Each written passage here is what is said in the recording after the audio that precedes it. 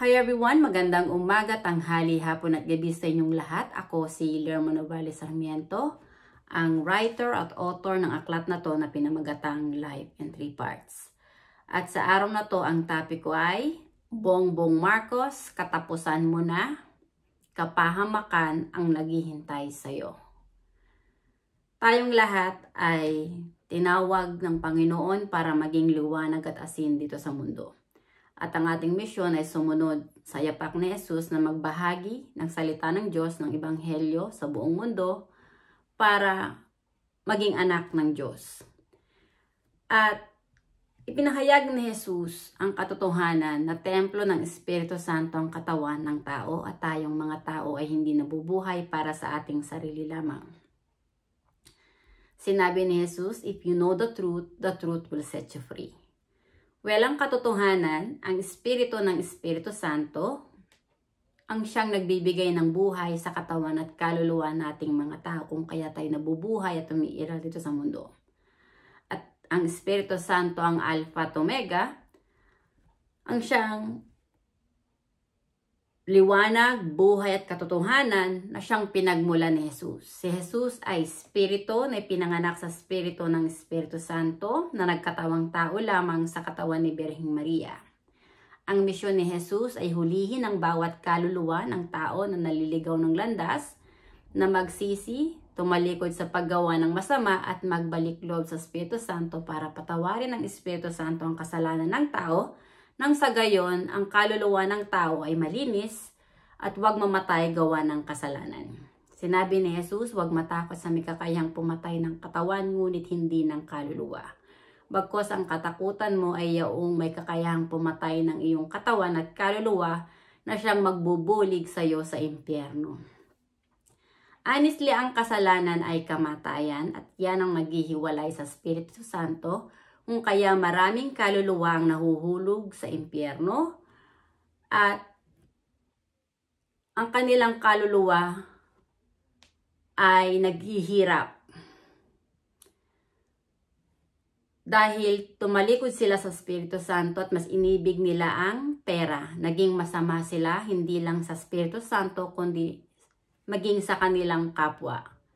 Naging magnanakaw sila, gahaman sa posisyon, at ganid sa kaban ng yaman sa ating gobyerno.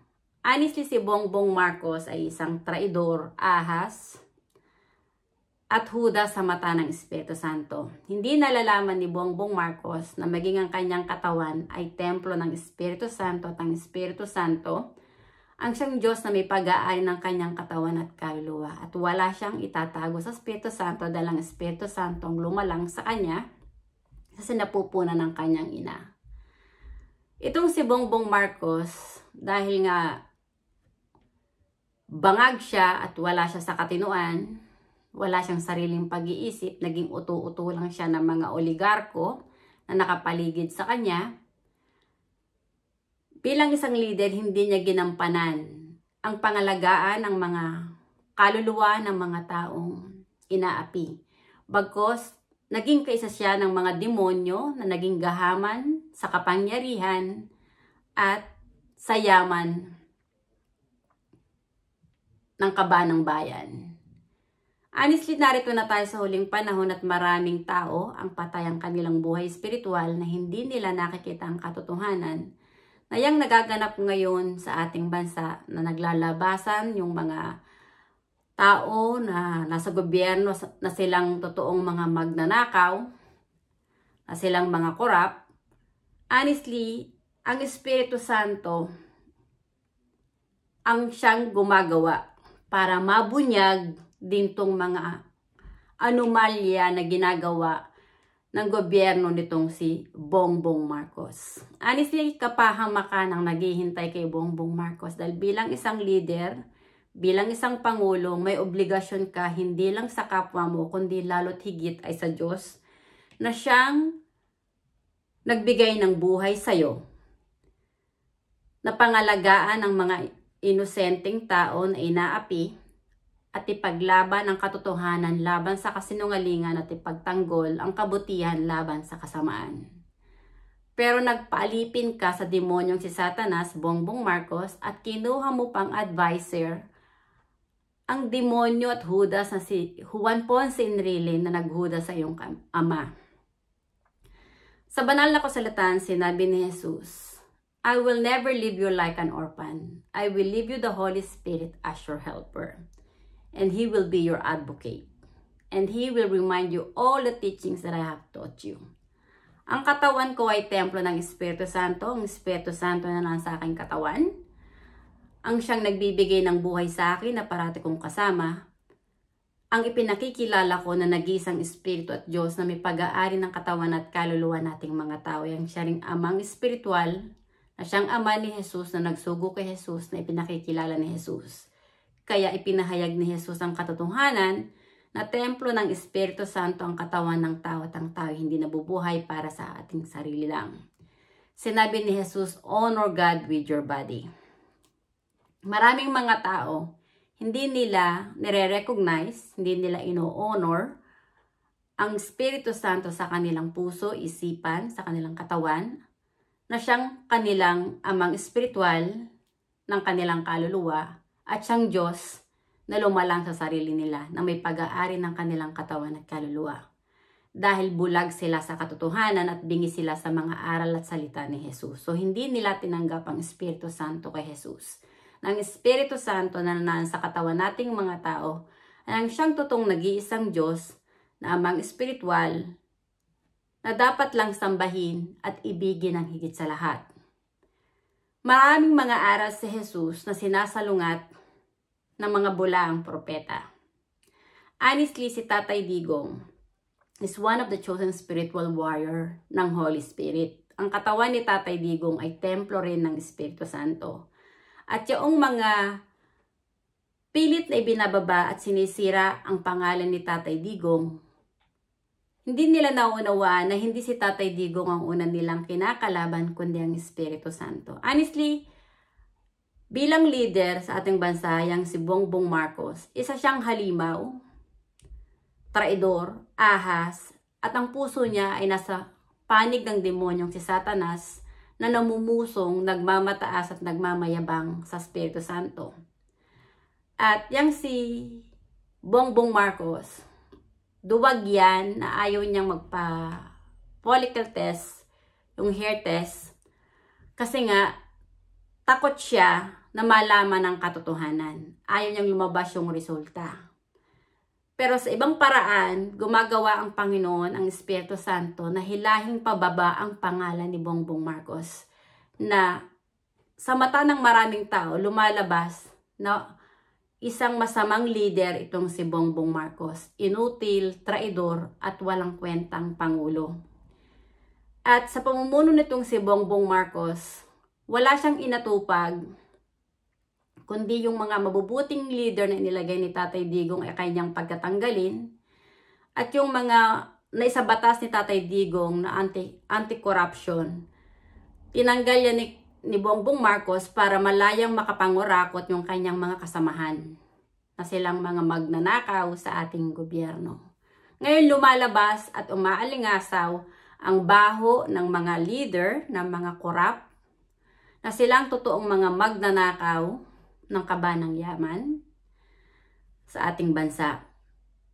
At tama talaga si Tatay Digong. Weak leader itong si Bongbong Marcos. Dahil si Bongbong Marcos honestly ay isang clown lang siya at puppet ng mga oligarko na sumusunod lang sa kumpas ng kamay ng mga oligarko.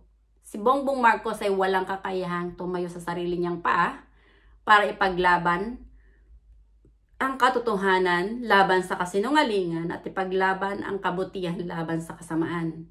Si Bongbong Marcos, ang kanyang kaluluwa ay nasa panig ng demonyong si Satanas. At hindi mo kayang linlangin, Bongbong Marcos, ang Espiritu Santo na siya ring Diyos na may pag-aari ng iyong buhay. Honestly, bilang ng mga araw mo, Bongbong Marcos, malulupig ka at dudumugin ka ng taong bayan sa huli. Mahahayag ang katotohanan sa buong mundo na ang Espiritu Santo lang nag-iisang amang espiritual at Diyos na may pag-aari ng buhay nating mga tao. ang siyang Diyos na makapangyarihan na dapat lang kilalanin na ating Diyos at amang espiritual para maging kaisa tayo ni Jesus sa totoong iglesia ng Diyos. At nang sa gayon, ang kasalanan ay malupig. At kapag nalupig na ang kasalanan, itong mundo na to na puno ng kaguluhan, ng pasakit, ay babaguhin ng Espiritu Santo. Magkakaroon ng panibagong pag-asa, buhay, liwanag, at kalayaan at kapayapaan. At ang kapangyarihan nitong masasama, nitong nasa panig ng demonyong si Satanas ay magwawakas. Honestly, darating ang araw, lahat ng relihiyon dito sa mundo ay maglalaho. Dahil iisa lang ang totoong iglesia ng Diyos na itinatag ni Jesus. Ang kilalanin lang natin ang Espiritu Santo sa ating katawan na siyang ating Diyos at amang espiritual para maging kapatid tayo ni Jesus sa Espiritu na maging anak ng Diyos na ipinanganak sa Espiritu ng Espiritu Santo. Ang Espiritu Santo ang siyang Diyos na may pag-aari ng ating katawan at kaluluwa, ang nagbibigay ng buhay sa tao at hindi ang pera. Which is, ang minahal ni Bongbong Marcos ay ang kanyang sarili at ang pera at naging utu-utu siya ng mga oligarko, ng mga corrupt na leader din sa ating bansa, na silang mga buaya sa gobyerno, mga ulupong at alakdan na nagmamataas at nagmamayabang sa Espiritu Santo. Bongbong Marcos, hindi mo kayang talunin ang Espiritu Santo na siyang Diyos na parating kasama ni Tatay Digong, na siyang nagbibigay ng buhay kay Tatay Digong. Kahit pa magsama-sama kayo ng ICC, ng human rights, lahat ng mga anti-Duterte na galit kay Tatay Digong, hindi nyo kayang sirain at wasakin ang isang Rodrigo Roa Duterte na siyang isang pinili ng Espiritu Santo para mamuno, para protektahan ang mga inosenteng tao na inaapi at kalabanin ang mga kriminal. Darating ang araw, makakalaya si Tatay Digong, makakabalik siya sa ating bansa na may lakas na dala ng Espiritu Santo. Ang Espiritu Santo ang nagbibigay ng buhay kay Tatay Digong, nagbibigay ng buhay sa buong sangkatauhan. At ikaw, Bongbong Marcos, sa mata ng Espiritu Santo, ay isang traidor, inutil, at demonyong pangulo na nasa panig ng demonyong si Satanas. Bilang na ang mga araw mo, Bongbong Marcos. Sa dami ng kasalanan na ginawa mo sa Espiritu Santo, malulupig kang walang hiya ka, at yung pagiging ahas at traidor mo, katulad ni Juan Ponce Enrile, ay magwawakas. At ang kaluluwa mo ay hindi makakapasok sa langit dahil hindi yan patatawarin ng Espiritu Santo, yung mga kasalanan mo. At ang kaluluwa mo ay itatapon ng Espiritu Santo sa impyerno dahil isa kang demonyo at inutil na pangulo. Kaya mamamatay ka kasama ng iyong mga kasamahan na mga korap na leader. Hahanapin nyo ang totoong kasiyahan, kalaya at kapayapaan, pero hindi nyo yan makakamtan. Ang tatanggapin nyo ay ang galit ng Espiritu Santo na siyang Diyos na makapangyarihan na may pag-aari ng ating buhay. Dahil ang puso niya nasa panig ng demonyong si Satanas, kung kaya ang kaluluwa nyo ay mapupunta sa impyerno. Katapusan mo na, Bongbong Marcos, at kapahamakan ang naghihintay sa iyo. Maraming salamat sa inyong pakikinig at hanggang sa muli. Bye! Thank you!